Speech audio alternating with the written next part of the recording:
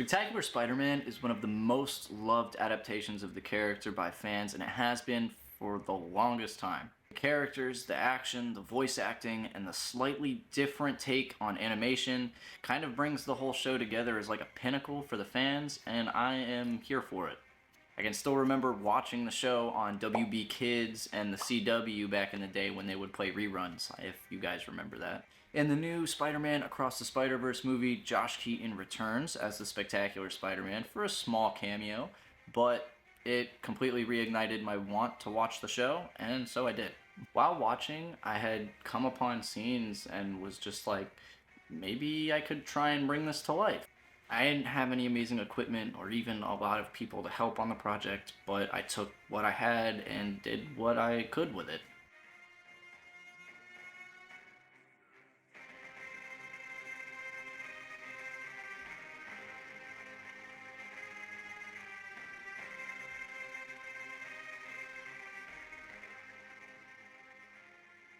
So the first one was the cooking scene. This takes place around Thanksgiving time in the show, after Aunt May has had a heart attack and is in the hospital. I thought it was going to be a quite simple scene, and it could have been. So this is the first location we're going to be filming.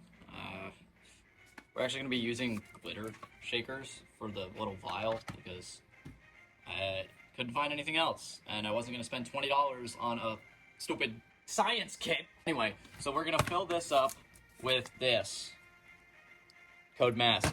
Okay, so I emptied out one of these glitter boys, so we're gonna wash it out and fill it with some of this John. And here we go.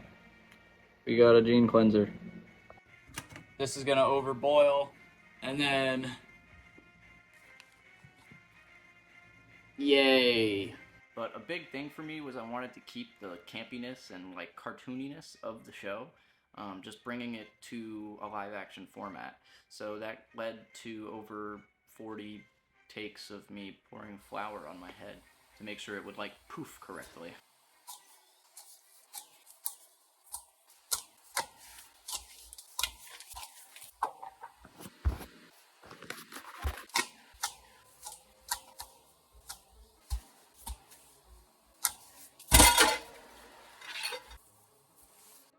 Oh, and the 2 yams in the oven were just 2 unthawed pork chops.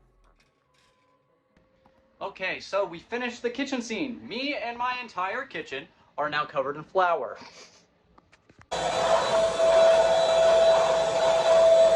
Once I had got past the kitchen and was into the bedroom part of the scene, I was expecting to have to kind of move my furniture around a lot to match Peter's layout of his room.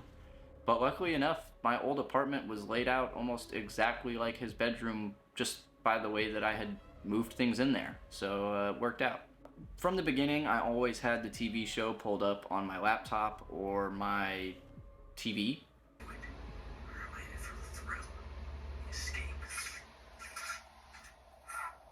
And this was to make sure that I could get the exact shot, one-to-one, get the framing correctly, as best as I could.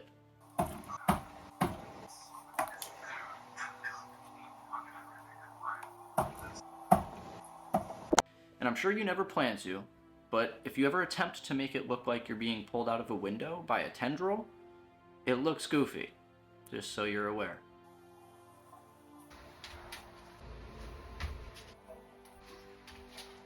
Alright, and that is a wrap.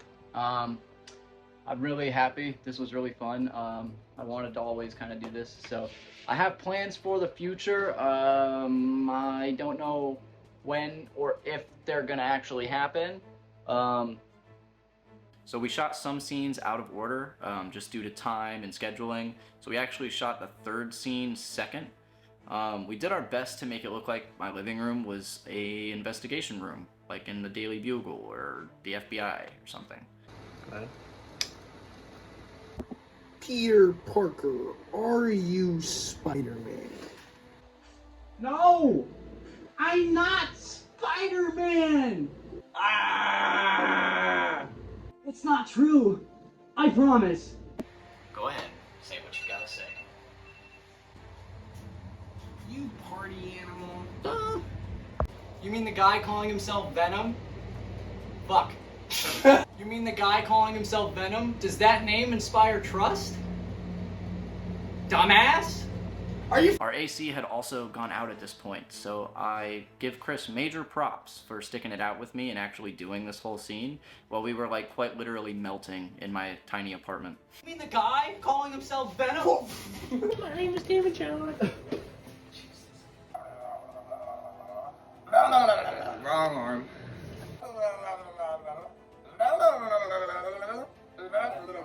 So an old friend of mine was flying down to go to the Spider-Man Lotus premiere, and unfortunately his flight got delayed, so he did wind up missing that, but we did watch it the night he arrived. You know, I did the web wings thing, right? Did I tell you that? Did I tell you about the web wings? Like, I gave them the string. I shipped them the string, and I did a little YouTube video explaining how to install it.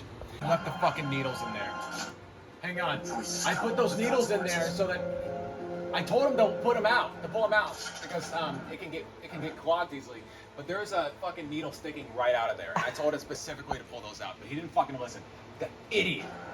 This friend was also going to be Venom in the third scene that we're getting to, which is the Venom fight scene, which is one of my favorites. What?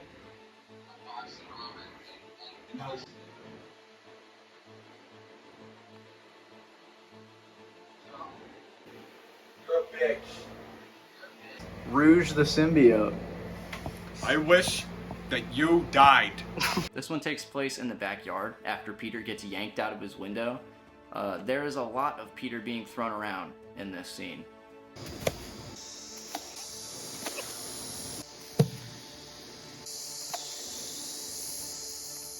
I was really adamant about matching camera angles. As I mentioned before, I always had it pulled up, but in this scene in particular, it was a must. Every shot had to be matched to the show, just because I remember it from when I was a kid and I associate so much with it. I wouldn't want to mess it up.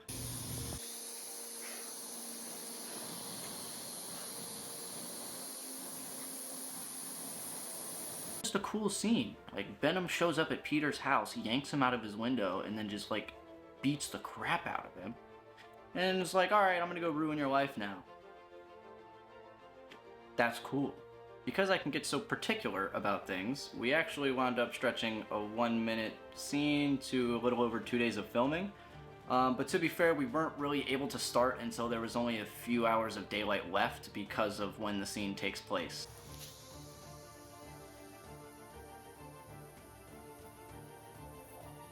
Tomorrow should be good. Yeah.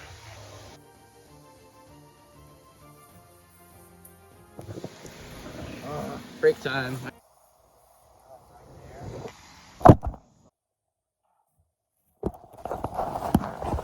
God damn it.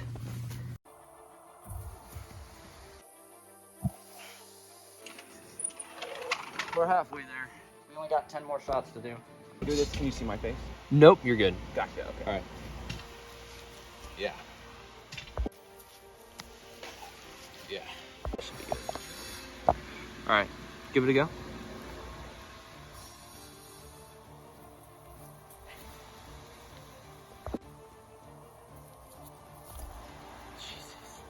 And then go.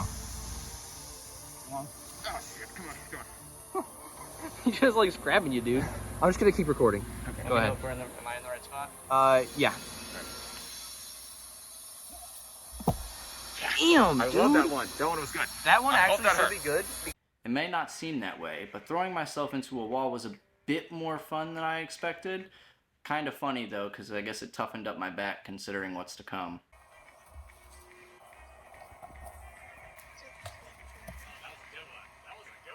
God. You're gonna get like a damn headache, dude. God dang. Yeah, that was it. That's pretty good. That was it. That's pretty good. Wow. Look. Hold on. Don't move. Let me. Look how fucking dirty your legs are, dude. Damn. Bro has extreme brain damage. Look at all this dirty dude.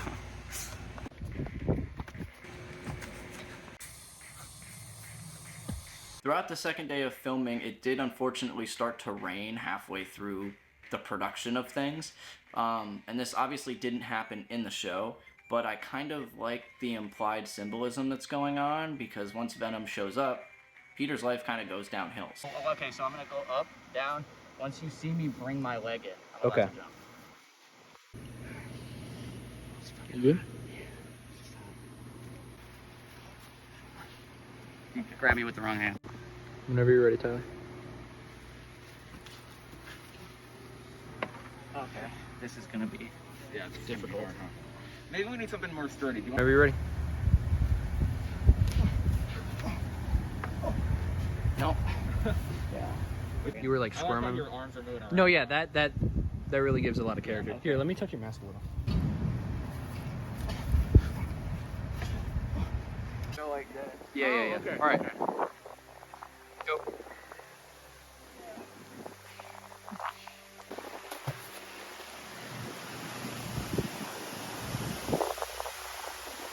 So it starts all daylight and sunny. Peter thinks he's doing a great job, and by the end of the scene, it's rainy and he's down in the dumps.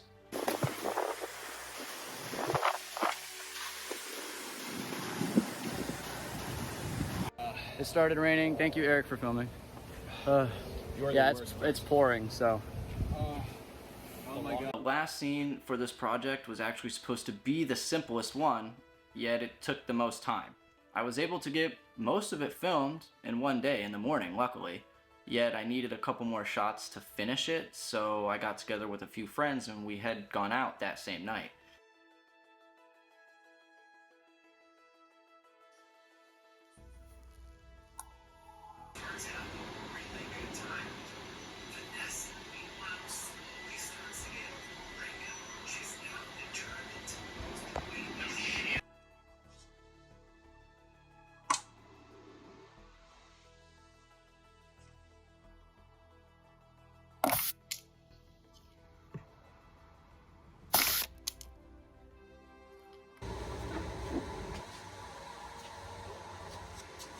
Well, we've been filming since about 6:30, and it is now, like, actually bright outside, so.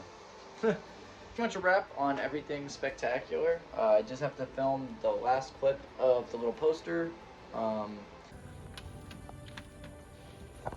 Good.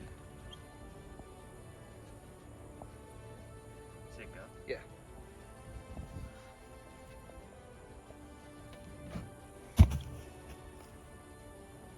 Yeah, I won't. Right after I was in costume and we had got those scenes, me and a couple friends went over to Wendy's after I had changed out of costume, by the way, to get some Frosties. The mission was Frosties. Instead, while I was crossing the crosswalk, I was hit by a 2023 Toyota Tacoma while riding my little one-wheel device. Yeah, that was something else. I was told a bunch of times that I'm lucky to be here, and it's still surreal to think about to this day, to be honest. I'm very, very lucky. The ending shot of the project was taken 2 hours before I was hit by the truck, but little fun fact for you there. Inevitably, though, this did put a wrench in things because I wasn't really able to apply any stress to my back, any bending, any lifting. I couldn't finish the project. The project was delayed for quite a bit. And it kind of put me down in the dumps for a while, but eventually I healed up. I was able to redo the scene. I was able to finish the last shots and finish up the project. Well, it is 7:09, the morning of the release, since I had to redo a couple shots. But it's 7:09 in the morning. We did it. We're done. So I'm gonna finish editing and get it uploaded and premiered for you guys. I'm very happy that I'm done with this. These last two shots were really, really bugging me out. So I'm glad that I was able to do that and get it done. So yeah, thank you guys. If you liked all of the behind the scenes, it's probably not that well made, but you know, hey. This whole project was to just show you guys that you can go out there, make something. You don't need super awesome equipment. You don't need equipment at all. I've used my phone for this entire project, literally all of it.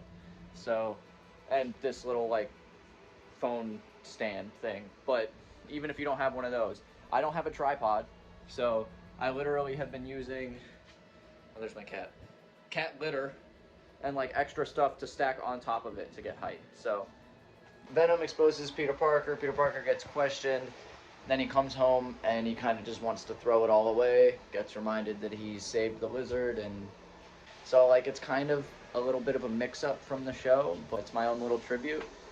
But yeah. As I said in the behind the scenes video, I'm extremely happy to just do this thing. It was a great time. The whole point of this thing was to show you guys that no matter what you have, just go out there and make something. If you have an idea, you got a skit, you have a fan film idea, something. You have a phone. Almost everybody in the world has a phone. And hopefully, you know how to use it. Use what you have. You don't need a lot of stuff. You don't need a lot of people. You need yourself and you need your ideas. Go make something. See you guys in the next one. Peace.